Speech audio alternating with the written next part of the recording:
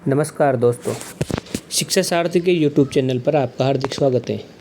आज हम फिर से बात करेंगे शिक्षण अभिरुचियों के महत्वपूर्ण प्रश्नों के बारे में, जो आपके आने वाले एग्ज़ाम प्री BSTC में काफ़ी मददगार साबित होंगे। देखो, क्वेश्चन नंबर 51वां दे रखा है, इनमें से कौन सी शिक्षण की विशेषता नहीं है। सभी ऑप्शन को ध्यान से पढ़ेंगे। शिक्षण अधिगम को बढ़ाती है, शिक्षण एक कला है, शिक्षण अंतःक्रिया प्रक्रिया है, शिक्षण रटने की प्रक्रिया है। देखो दोस्तों, शिक्षण अधिगम को भी बढ़ाती है। अधिगम का मतलब होता है सीखना। जब भी शिक्षण होता है तो व्यक्ति कुछ ना कुछ बातें ज़रूर सीखता है। शिक्षण एक कला है, हर कोई व्यक्ति शिक्षण नहीं करवा सकता, यह भी एक कला मानी जाती है। शिक्षण अंतःक्रिया पर आधारित प्रक्रिया है। जब भी शिक्षण होता है तो शिक्षक और छात्रों के बीच अंतःक्रिया होगी, तभी ये शिक्षण की प्रक्रिया संभव होती है। देखो, शिक्षण रटने की प्रक्रिया है। शिक्षण कभी भी रटने की प्रक्रिया नहीं होती है, ये समझने पर आधारित होती है। तो इसका करेक्ट आंसर हो जाएगा ऑप्शन नंबर डी। अगले प्रश्न की बात करते हैं। सृजनात्मक उत्तरों के लिए जरूरी है। ए ऑप्शन है मिलान वाले प्रश्न, बी ऑप्शन है वस्तुनिष्ठ प्रश्न, सी ऑप्शन है सही गलत वाले प्रश्न, डी ऑप्शन है निबंधात्मक प्रश्न।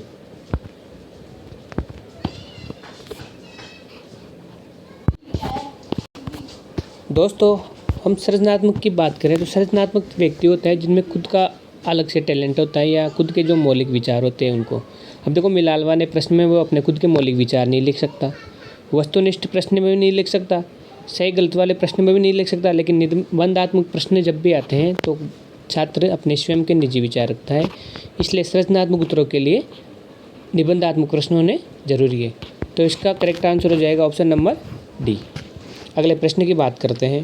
क्वेश्चन नंबर 53, इनमें से कौन सा कारण अधिगम द्वारा सीखने को नहीं बताता है।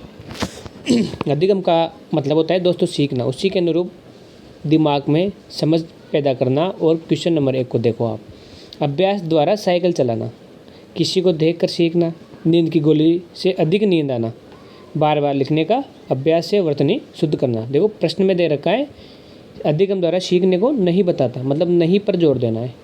तो देखो, अभ्यास द्वारा साइकिल चलाना भी अधिगम होता है, किसी को देख कर सीख रहे वो भी अधिगम है। लेकिन नींद की गोली से अधिक नींद आएगी तो वो जो उसमें केमिकल मिले हुए हैं गोली में उसके कारण आएगी, वो सीखा थोड़ी है व्यक्ति उससे। तो इसका करेक्ट आंसर क्या होगा दोस्तों, ऑप्शन नंबर सी। अगले प्रश्न की बात करते हैं। अधिगम एक है निम्न स्तरीय प्रक्रिया, शरीर में वृद्धि होने की प्रक्रिया, खाना देख कर लार आने की प्रक्रिया या सार्वभौमिक प्रक्रिया। देखो, निम्न स्तरीय प्रक्रिया हो नहीं सकती अधिगम। शरीर में वृद्धि होने की प्रक्रिया एक स्वाभाविक प्रक्रिया है। अगर आप बच्चे को नहीं भी सिखाओगे तो भी उसकी जो हाइट है वो तो वृद्धि तो होगी होगी, चाहे उसको कुछ भी मत करो आप। खाना देख कर लार आने की प्रक्रिया, ये भी एक स्वाभाविक प्रक्रिया है। इसको भी बच्चे को सिखाई नहीं जाएगी तब भी वो खाना देखेगा, तब उसके मुंह से लार आएगी। ऑप्शन डी है सार्वभौमिक प्रक्रिया। सार्वभौमिक का मतलब होता है सभी जगह जो बात लागू होती है। जैसे यहाँ के बच्चे सीख रहे हैं तो किसी दूसरी जगह के बच्चे भी तो सीख रहे होंगे, तो सार्वभौमिक प्रक्रिया वो होती है। तो इसका करेक्ट आंसर होगा ऑप्शन नंबर डी। अगले प्रश्न की बात करते हैं। अपने कार्यों एवं विचारों से दूसरे को प्रभावित करने का गुण है। पहला अधिगम, बी ऑप्शन तर्क, सी ऑप्शन नेतृत्व, डी ऑप्शन उपरोक्त सभी। देखो, अधिगम का मतलब तो सीखना होता है, तर्क देना है, यहाँ कोई बैठ ही नहीं रहा है। ऑप्शन सी है नेतृत्व।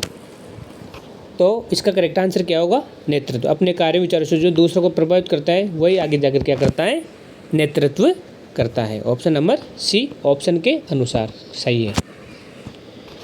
एक शिक्षक होने के नाते आप सामाजिक लोगों के साथ कैसा व्यवहार करेंगे। एक शिक्षक होने के नाते आप सामाजिक लोगों के साथ कैसा व्यवहार करेंगे। दोस्तों, यहाँ पर शायद क्वेश्चन में मिस प्रिंट हुआ है, सामाजिक के साथ असामाजिक आना चाहिए था। तो असामाजिक लोगों के साथ कैसा व्यवहार होगा आपका।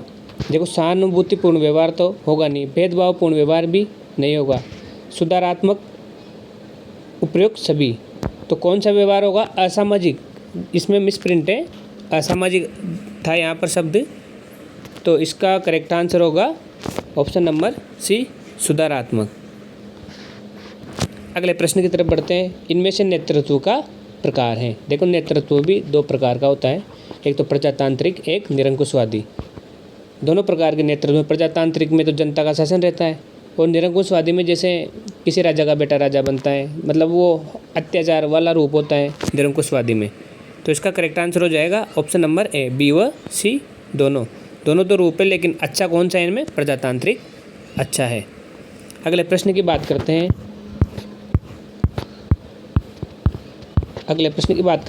Question number 58। ऐसा संप्रेक्षण जिसमें उच्च स्तर पर बैठा व्यक्ति निम्न स्तर के व्यक्ति से बात करता है कहलाता है अधोगामी, ऊर्ध्वगामी, समस्तरीय, सभी। इसका करेक्ट आंसर होगा अधोगामी। जब उच्च स्तर पर बैठा व्यक्ति निम्न स्तर से बात करता है तो उसे कहते हैं अधोगामी। समस्तरीय वो होता है जब दो समान लेवल के व्यक्ति बात करते हैं, और ऊर्ध्वगामी जब नीचे वाला व्यक्ति ऊपर वाले व्यक्ति से कुछ कहे या अपनी बात रखे। तो इसका आंसर हो जाएगा ऑप्शन नंबर ए। अगले प्रश्न की बात करते हैं।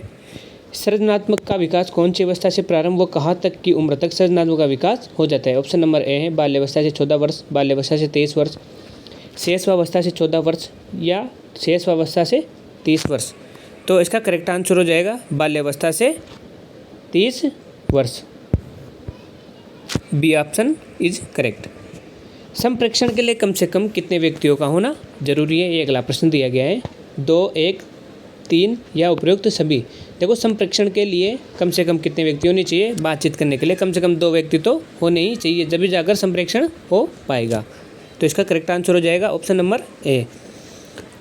अगला प्रश्न दे रखा है। अभिप्रेरणा की शुरुआत होती है आवश्यकता से, कल्पना से, सोचने से या लक्ष्य प्राप्ति होने पर। देखो अभिप्रेरणा होती है जो खुद के अंदर से डेवलप होती है। दूसरेपन को जब अभिप्रेरित करते हैं तो वो कुछ समय के लिए रहती हैं, जब लेकिन अपन खुद से अंदर से मोटिवेशन होती है तो लंबे समय तक बने रहती है। और ये तभी आती है जब अपन को किसी चीज़ की आवश्यकता होती है। मान लो किसी को टीचर बनना है तो टीचर बनने की आवश्यकता हो गई, तो अंदर से अपन खुद मोटिवेट होंगे कि अपन को पढ़ना है, जब ही जाकर अपन टीचर बनेंगे। तो अभिप्रेरणा की शुरुआत किससे होती है? आवश्यकता से। तो इसका करेक्ट आंसर हो जाएगा ऑप्शन नंबर ए। अगले प्रश्न पर बढ़ते हैं। इनमें से कौन सी आदर्श परक की विशेषता नहीं है? वस्तुनिष्ठता, बी ऑप्शन वैधता, सी ऑप्शन विश्वसनीयता, डी ऑप्शन योग्यता।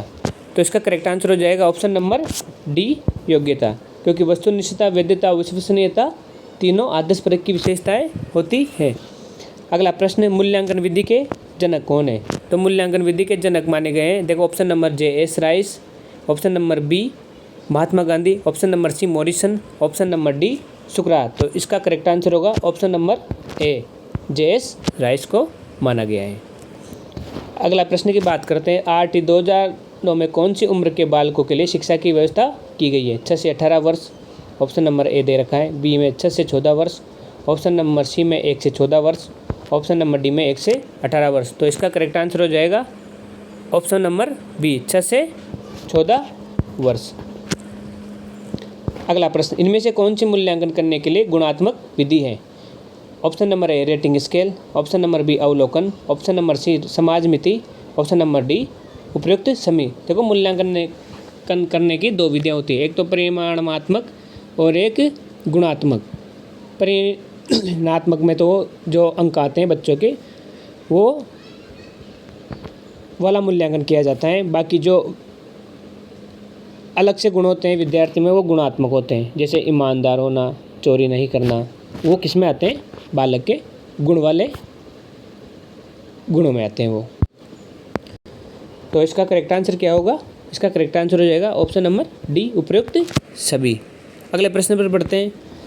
प्रोजेक्ट विधि छात्र को व्यवहारिक ज्ञान प्रदान करती है क्योंकि ऑप्शन नंबर ए ये व्यक्तिगत विभिन्नताओं को स्वीकार करती है, ऑप्शन नंबर बी ये तर्क विचार और वाद विवाद का अवसर प्रदान करती है, ऑप्शन नंबर सी इसमें छात्र के ज्ञान का आधार उसका निजी अनुभव होता है, ऑप्शन नंबर डी ये छात्र की अंतर्निहित शक्तियों का विकास करते हैं। देखो प्रोजेक्ट विधि में क्या होता है, किसी भी बालक को प्रोजेक्ट दिया जाता है, छोटा सा कार्य खुद के अनुसार करने के लिए कोई भी कार्य दे देते हैं, फिर वो उसकी योजना बनाता है, फिर जाकर कार्य करता है, तो उसको क्या होता है? खुद के निजी अनुभव होते हैं।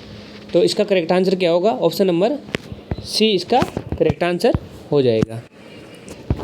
अगला प्रश्न, विद्यालय में छात्र को गृह कार्य देने की प्रथाएं क्योंकि छात्र कुसंगति से बच जाते हैं, छात्र घर जाकर विषय वस्तु की पुनरावृत्ति करते हैं, छात्र अपने कार्य में व्यस्त रहते हैं, छात्र स्वतंत्र अध्ययन की प्रवृत्ति का विकास होता है। देखो, गृह कार्य देने का मुख्य उद्देश्य होता है कि बालक स्वतंत्र रूप से खुद चिंतन करने लग जाए या खुद के स्तर पर पढ़ने लग जाए, इसलिए गृह कार्य दिया जाता है। तो इसका करेक्ट आंसर क्या हो जाएगा? Option number D. अगले प्रश्न की बात करते हैं। छात्रों में असामाजिक गुण विकसित होने हैं, आपका क्या विचार है? कहाँ पर विकसित होते हैं असामाजिक गुण? विद्यालय के परिसर में होते हैं, शिक्षकों तथा अभिभावकों के दंडात्मक उपचार से होते हैं, घर की चार दीवारी के अंदर होते हैं, या बुरी संगति में होते हैं? ये प्रश्न तो लगभग सभी का सही होना चाहिए। Option number D correct answer है इसका। आपके अनुसार शिक्षण की योजना पद्धति होनी चाहिए, सबसे इम्पोर्टेंट प्रश्न है ये। लगभग पीटीटी का एग्जाम हो या प्रीबीएसटीसी का एग्जाम हो, आता ही रहता है। ए ऑप्शन दे रखा है शिक्षक केंद्रित, बी ऑप्शन प्रोजेक्ट केंद्रित, सी ऑप्शन पाठ्यपुस्तक केंद्रित, डी ऑप्शन बालक केंद्रित। तो इसका करेक्ट आंसर क्या हो जाएगा? बालक केंद्रित या छात्र केंद्रित। मूल्यांकन को मापने की विधियाँ कौन कौन सी है? देखो, गुणात्मक विधि, परिमाणात्मक विधि, उपरोक्त दोनों उपरोक्त में से कोई नहीं। तो इसका करेक्ट आंसर है ऑप्शन नंबर सी। अगले प्रश्न की बात करते हैं। एक अध्यापक के रूप में आप प्राथमिकता देंगे विज्ञान विषय को, वैज्ञानिक दृष्टिकोण एवं विचार को, सी ऑप्शन दे रखा है उच्च विचारों को, या डी ऑप्शन आस्था को। तो इसका करेक्ट आंसर क्या हो जाएगा? ऑप्शन नंबर बी इसका करेक्ट आंसर हो जाएगा। दोस्तों, इसके अगले प्रश्नों की बात हम अगले वीडियो में करेंगे। तब तक के लिए धन्यवाद और लगातार पढ़ते रहें और इन वीडियो के माध्यम से अपनी तैयारी को परखते रहें। आप खुद मूल्यांकन करिए कि आपके इन प्रश्नों में से कितने प्रश्न सही हुए और कमेंट ज़रूर कीजिए। धन्यवाद।